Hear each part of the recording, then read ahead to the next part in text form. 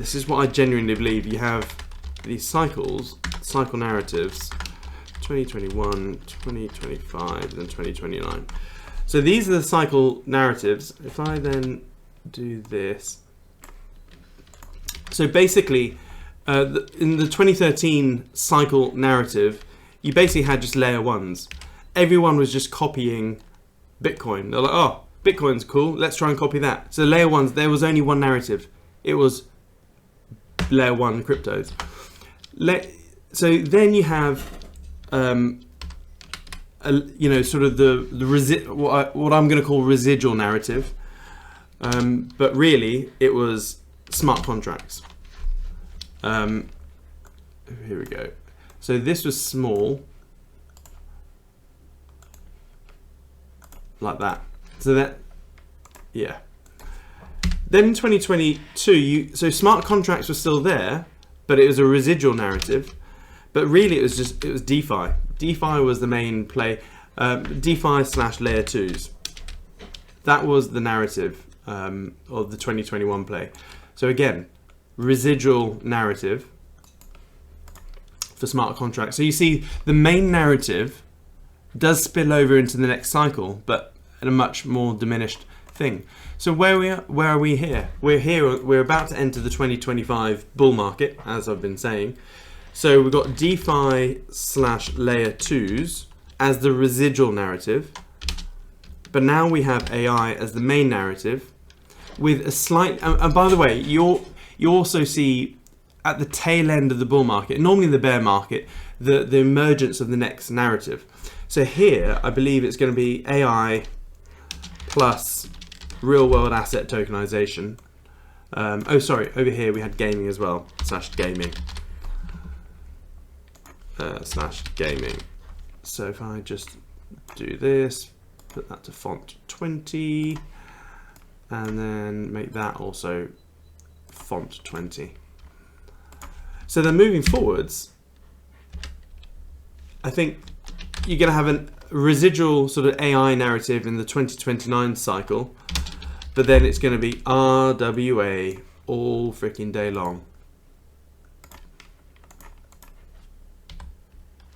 So that's what we'll see, folks. Plus maybe something else.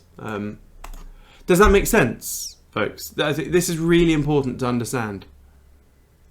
You have sort of main narrative, which then becomes a sort of an after residual effect in the next cycle, then the main one. So the whole reason my whole entire portfolio is basically AI, other than Casper, is because of this. AI is the cycle. That is the narrative, folks. It won't be anything else. There's nothing. Yeah, that is the cycle. Yes. If they could sort quality gaming with proper reward system, yeah, where would that fit in your cycles there? Yeah, the residual. It's just a residual narrative. I'm not saying they're not going to do well. They're all going to do well. Any of the main narrative, they're going to do well. But this cycle is all going to be AI. There will be a good, so DeFi will be mature. So all of these will be maturing now. So before, in the last crazy, we had all the bullshit play to earn things like Axie Infinity and all that sort of stuff. And they all learned the hard way that if you have a token which they earn in a game, what are people going to do with that token? They're going to sell it, and so you end up with a shit show like SLP. So for the newer members here, Axie Infinity was this play to earn game, where players in mainly the Philippines were spending good 5 or 6 hours a day playing this stupid little game, earning the token. Was it Smooth Love Potion, SLP?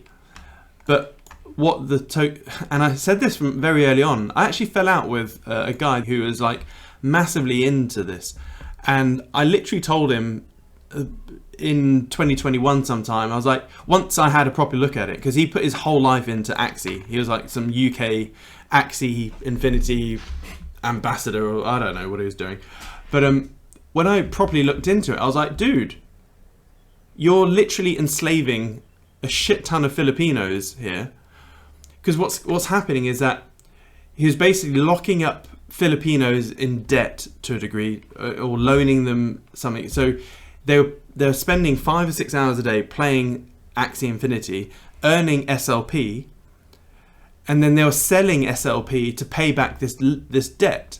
And I was like, dude, you're making Filipinos who are already poor debt slaves.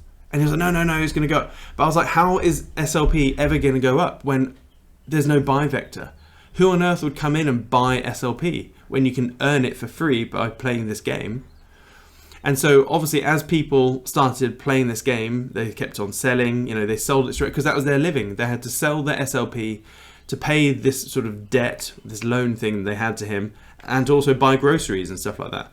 So of course, when there's a crypto with only a sell side pressure, it's going to end up dying, and it died painfully. And I remember we fell out over that. We were never like friends. I mean, but I was like, dude, as a moral issue, like you got to stop this. Yeah.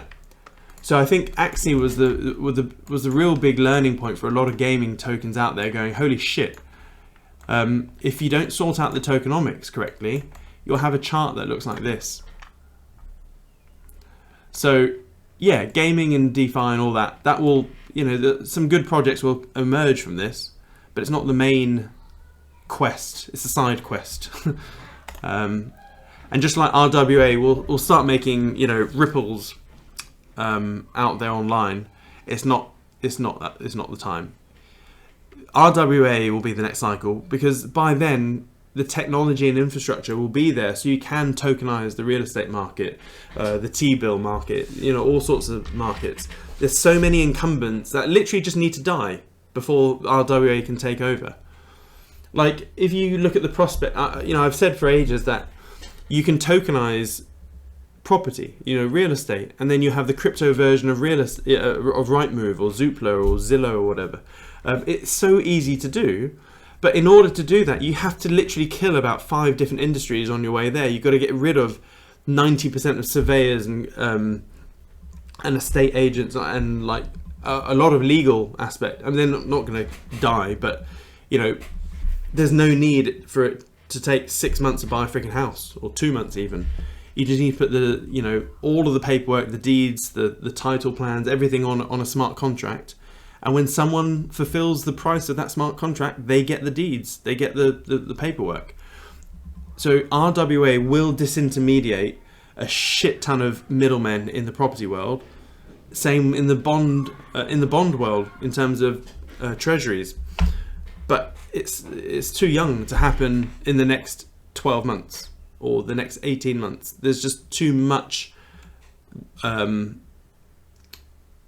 industry disintermediation that needs to happen. All of that will really start kicking off in the bear market, and then 2029 is is going to be huge, because real estate will be tokenized, or big chunks of it at least. Treasury bonds, even junk bonds. There's going to be so much money if someone with a bit of capital and a bit of energy behind them just goes, right, I'm going to dedicate the next 5 years of my life to tokenizing junk bonds. They will make a freaking fortune, billions. But hey, it's not my bag. I'm not going to do it. I don't know enough. I'm just going to be buying robots all of 2026, 27. That's what I'm going to be doing.